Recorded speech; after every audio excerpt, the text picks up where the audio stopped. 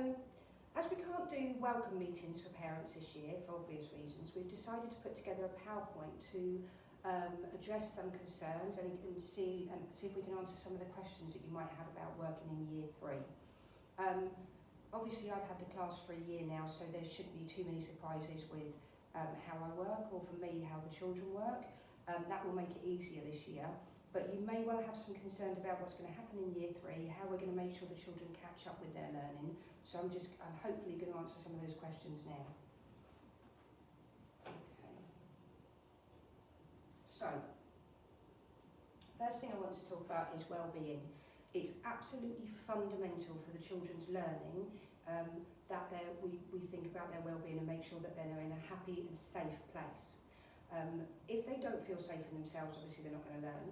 If they're not safe in school, obviously they're not going to learn. So it's really one of the most important things that we're going to be focusing on this term is the children's well-being. So in order to do that, we will be having daily exercise opportunities. We will be going outside as much as we possibly can, especially while the weather's nice. And we'll be encouraging the children to really think about their fitness in terms of their physical fitness and their mental fitness and emotional fitness. We'll be doing PE twice a week, so the children need to come into their school in their PE kits on a Wednesday and Friday.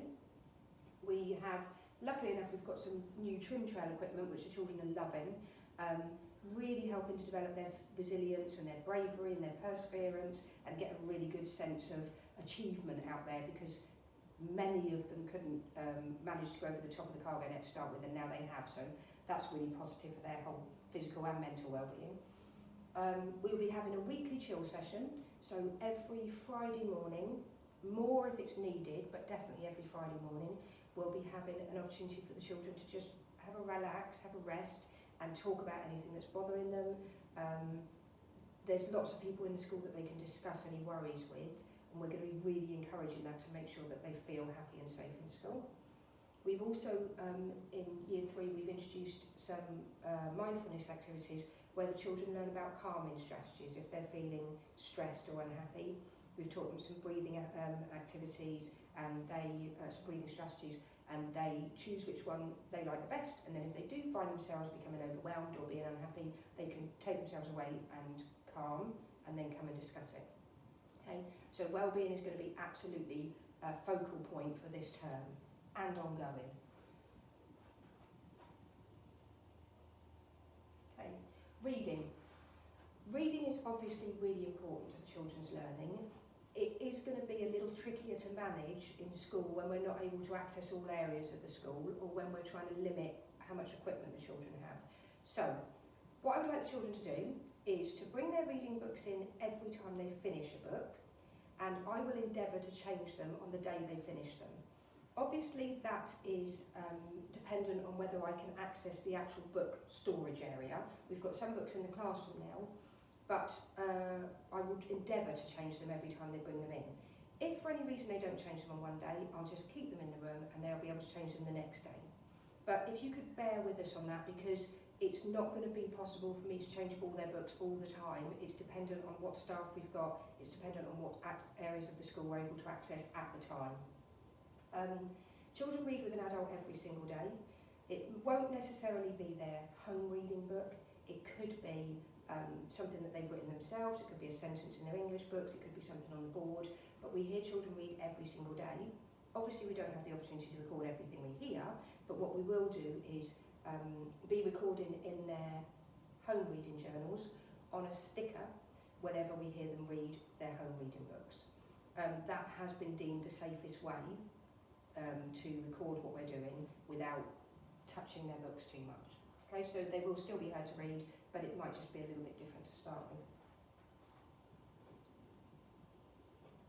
Okay, homework. For the time being, all children's homework is going to be done on Purple Mash.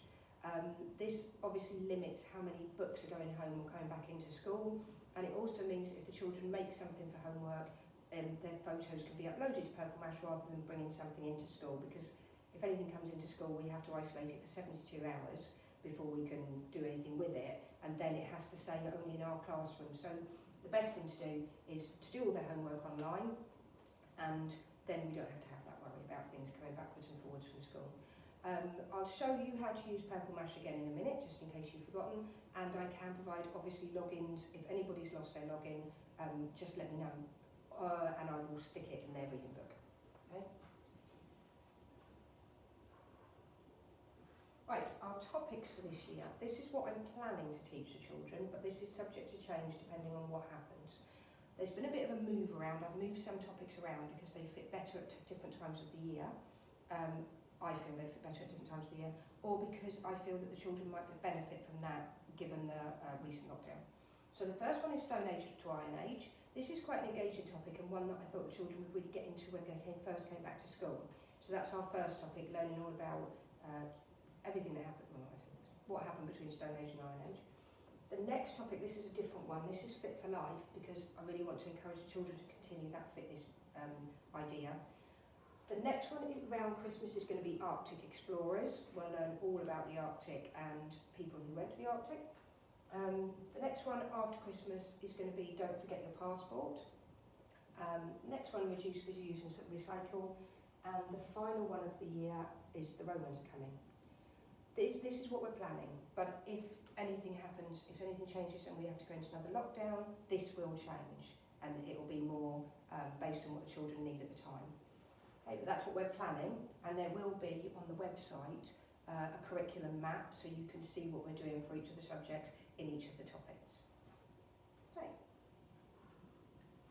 Okay, this is another fundamental part of what we're going to be doing this year in Year 3. Alongside their reading and writing and maths, one of the things that we really need to get right with the children is their learning behaviours, to make sure that they've got effective learning behaviours so they can become lifelong learners. So all of these, having a go, being curious, challenging yourself, making links, being resourceful, taking pride, persevering, developing resilience and developing independence are fundamental to children learning effectively. So we're going to be thinking a lot about those. Which means sometimes they might say to you, oh, we did really easy maths today, or we did really hard maths. They will be learning maths, they will be still doing their maths learning, but they might possibly be developing resilience alongside that, and it might be more challenging than they would like. Or we might be working on developing independence, and it might be slightly easier than they would normally be able to do, because the main focus is to develop independence. This one, developing resilience, can sometimes lead to children feeling a little bit unsettled. It's really important that they learn resilience. It's really important that they learn to face a challenge and overcome it. But the only way to do that is to experience failure. So sometimes the children do find that one a little tricky.